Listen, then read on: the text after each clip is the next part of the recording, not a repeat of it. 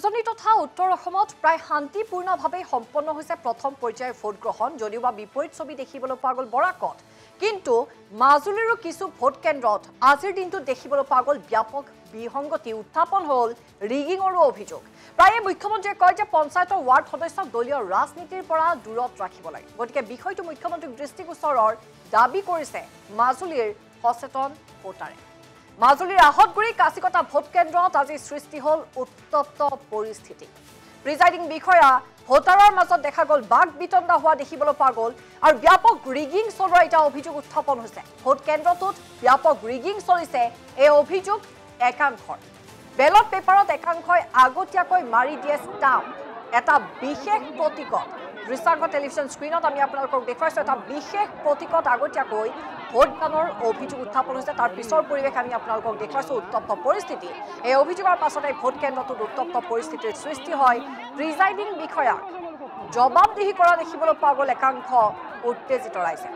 আৰু ভোট কেন্দ্ৰটোত যাৰ বাবে এতিয়া পুনৰ ভোট গ্ৰহণ অনুষ্ঠিত কৰাৰ দাবী উঠিছে প্ৰিজাইডিং বিষয়াৰ বিৰুদ্ধে অভিযোগ উঠিছে মাজুলীৰ এটা ভোট গ্ৰহণ কেন্দ্ৰটোত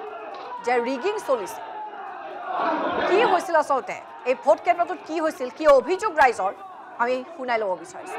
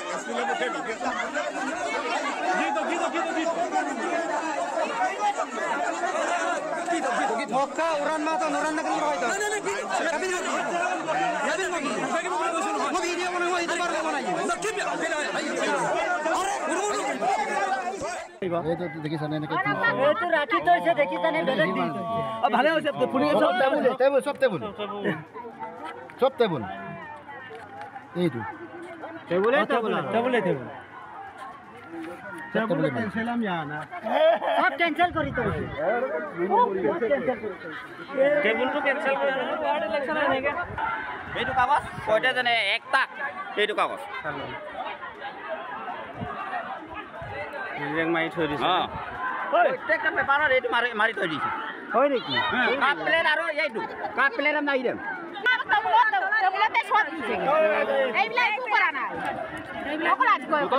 পুলিচ প্ৰশাসন আৰু অফিচাৰবিলাকে কোনো কাৰণত যাব নোৱাৰিব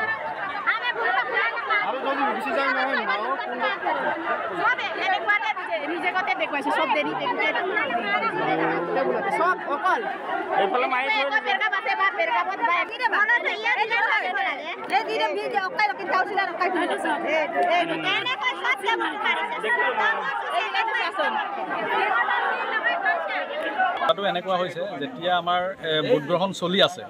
ভোট গ্ৰহণ চলি থাকোঁতে বাহিৰত আমাৰ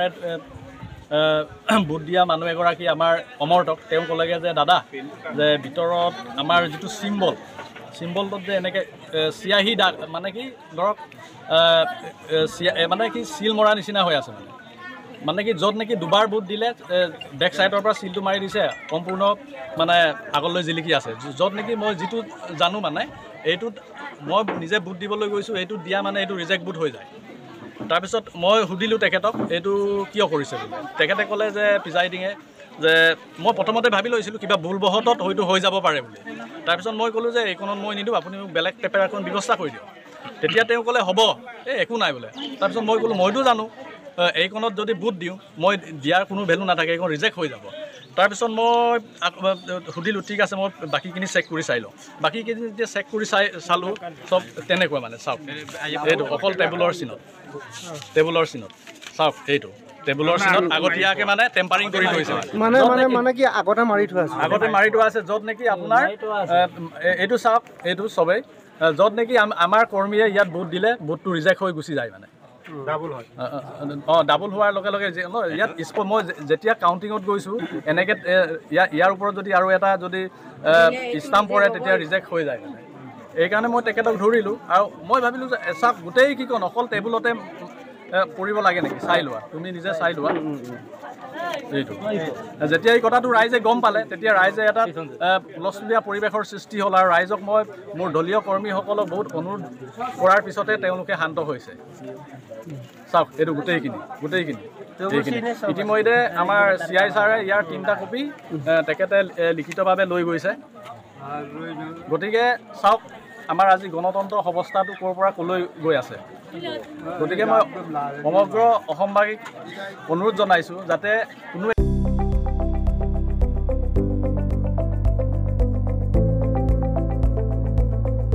NB নিউজ সহজ সৰল ভাষাত নৱভাৰতৰ কথা।